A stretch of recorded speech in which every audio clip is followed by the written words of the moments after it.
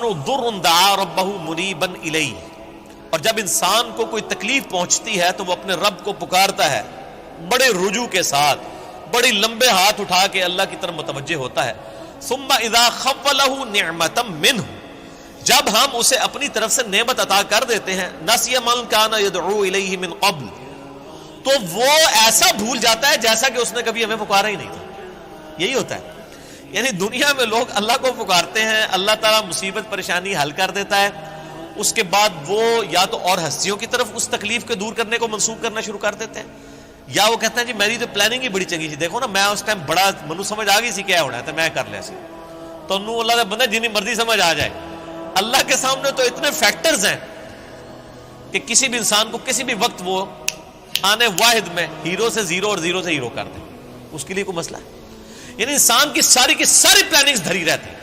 جیسا کہ مولا علی رضی اللہ تعالیٰ عنہ علیہ السلام کا قول ہے کہ میں نے اپنے ارادوں کے ٹوٹنے سے اپنے رب کو پہچانا ہے.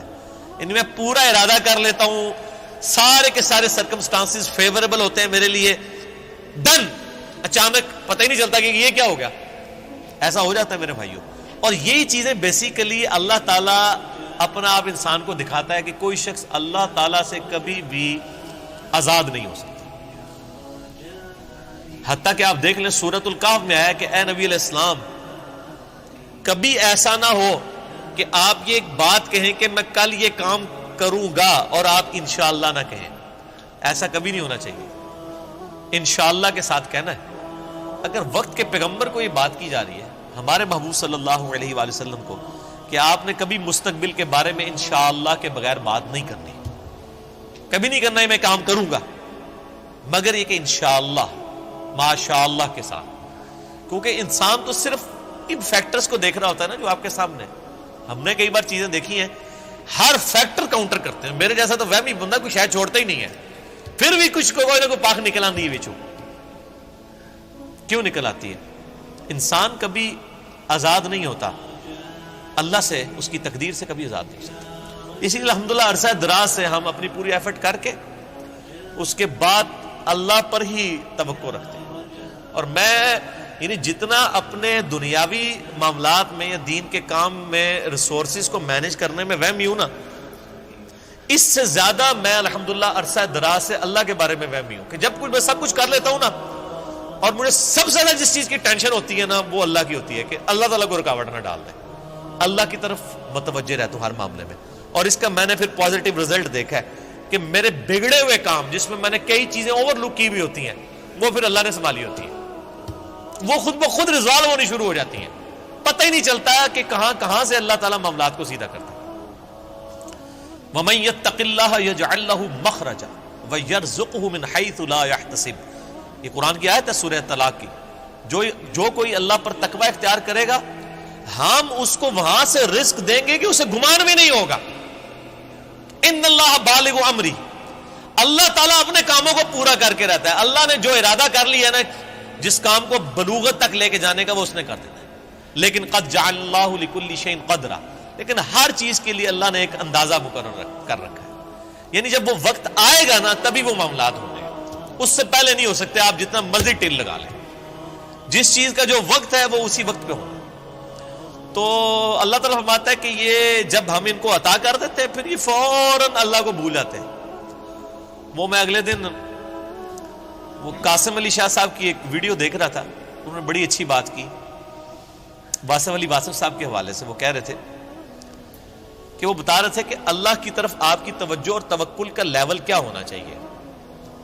ایک تو وہ توکل ہے جو ہمیں واعظین کی تقریروں میں نظر آتا ہے، ان کی کتابوں میں نظر آتا ہے.